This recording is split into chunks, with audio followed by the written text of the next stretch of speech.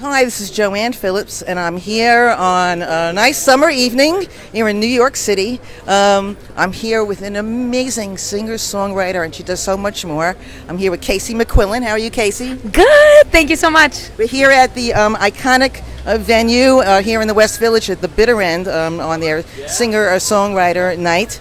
And you do so much great stuff that I'm going to have to just read it from a piece of paper, because I'm not a songwriter like you. I can't remember lyrics. But I know that you're self-taught on the guitar when you were, like 13 years old? Yeah, I learned it for a school project, actually, and now I mostly write. And when I do my anti-bullying program, I play the guitar as well. Right, yeah. Very nice. Was that the first instrument? You ever play piano or anything like that? No, I am terrible. They made me learn it at Berkeley, and it was the first time I experienced stage fright, and I hated it so much. So I still need to learn it, and I'm going to try to go back, but I have like PTSD about it, so. That's great. Not the PTSD, but that you'll go back and do it. Yes. I know it's like the be-all, end-all instrument yes. to learn. And then I know that you started to use YouTube as your primary source of promoting your videos as a media outlet. And from what I found out, you had like over 1 million hits on YouTube. How do you feel about something like that? Well, it was really funny. Like, I was super young. It was back when YouTube really wasn't commercialized. No major signed artists were doing it. It was just kids like me throwing stuff up. And I would do, like, covers of Demi Lovato and Miley Cyrus. And I would get all these views, and I would also put my originals up. And so it was really amazing because at, like, 15, 16, I had people actively asking me to record and release an album. And so I straight up was sitting in my kitchen, on my kitchen table with my parents, and we Googled recording studios, and I just called them. We are not a musical family. I had no idea what I was doing, but having YouTube as a medium really got me started on the process of recording professionally way earlier than I would have, because I had fans that wanted the music, Sure. Yes, yeah. Is your family here? No. They're back in Boston? They're back in Boston. My poor mom, my mom comes to everything, but she's had hip replacement surgery, so she gets a pass. Been there, done that. Yeah. I know that one. Okay. Yeah. Okay. No, but they come to everything. You have no Boston accent. No, I do not. Though I would. My mother would say, "Don't watch this, Mom. It's not true." But I have a couple beers, it might come out. Or watching the Bruins game. That's about it. You're a former American Idol contestant, season 13. How was that whole experience? It was a really great learning experience, especially being able to perform under super high pressure.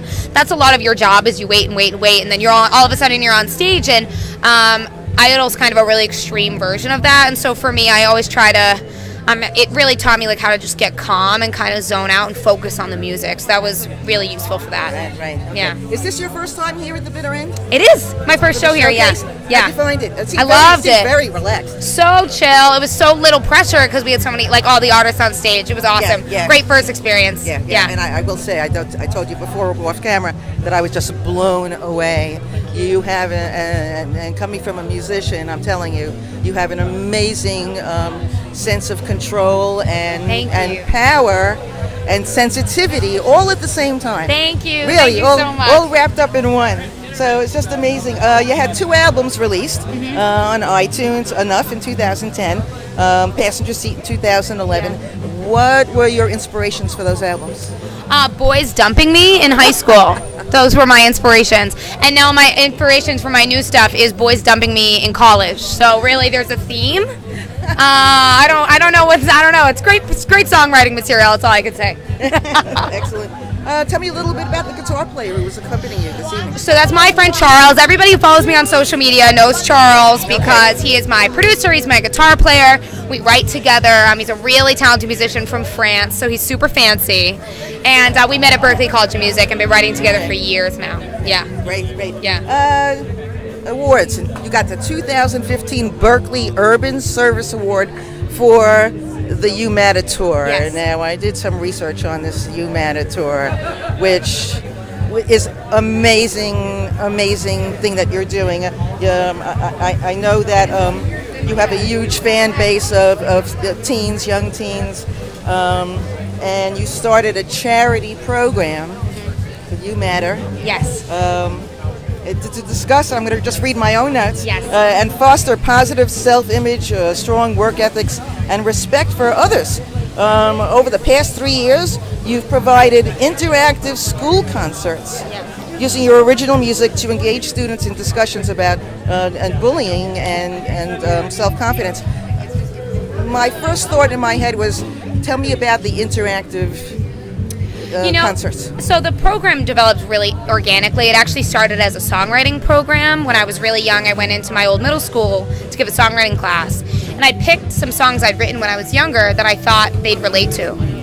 But it was the songs and the stories with the songs that really connected with the students. And it was the fact that it came about organically, and I kind of kept doing the same program for more and more kids, and it really developed mainly into an anti-bullying program. And honestly, a lot of the stories are really heavy. It's some of the most difficult things me and my family have dealt with. Okay. And I kind of ended up cracking a lot of jokes and talking to the students and asking questions to naturally have some engagement and ease the tension and have it more as a conversation between friends rather than a lecture with slideshows. And sure. It really became this awesome opportunity for me after the programs to speak with students that suffer from depression and anxiety and have been bullied or feel like outcasts. And we talk about self-confidence and how you can't stop what people say to you, but you can stop it from affecting you for the rest of your life. Right. And so that's my goal. Is this done? Do you go from school to school? Yes. You go So there I've and do played this? for That's over incredible. 100 schools, over 30,000 students. Wow. So yeah, it's been awesome. And right now it was Massachusetts based, but now that I'm in New York and kind of doing gigs all over the country now, we're really transitioning out to be most major cities in the U.S. So hit me up if you want me to come to your school, because I want to come to your school. So yeah. We'll arrange that. Yes. I'll arrange that. Perfect. For you without a problem. Perfect. I was so enamored when I first found out about you, as much as I did check out your music. I know you have a video that you have out. But what really floored me is this program. Thank you. And to see what you're doing. It's with definitely the thing I'm most proud of, because for me, it's that effort and that, waking up at 5 a.m. and driving 3 hours to school and schlepping my equipment inside. It's important for me as a role model, especially for young girls, to show those parts of my job. That I show up and I work hard and I do the stuff that isn't the fun show where everybody tells you you're the great. behind the scenes stuff. But it's the email template. You watch my Snapchat, it's me showing my 2,000 page email template that I've made to send to schools. And I want to show students that actually the way you make it is not American Idol. You don't go and have 3 famous people tell you you're wonderful. That it worked out great for Kelly Clarkson, but the other million people have auditioned for reality TV, it hasn't. What you do is you wake up and you work harder than everybody else. And so that's really important to me to have that be what I represent, not just reality TV. Right. Well, my hat's off to you, young lady, I have to say. Thank you. That is amazing. I'm here again. A great performance, I will tell you, with Casey McQuillen. I'm here today. She tells us that you matter. Yes. You matter. And we're here at the Bitter End in New York City. Last thing is, where can people find you? Check me out on Instagram. If you are of my mom's generation, check me out on Facebook. Kids aren't on Facebook anymore, I found out.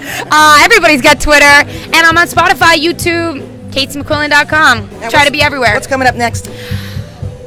Well, the You Matter Tour will be starting up again in the fall, which is really exciting because I miss it. It makes me sad when I'm not going to schools all the time. So stay tuned. We'll be releasing a lot of dates for that soon. Okay, very good. Well, again, you matter.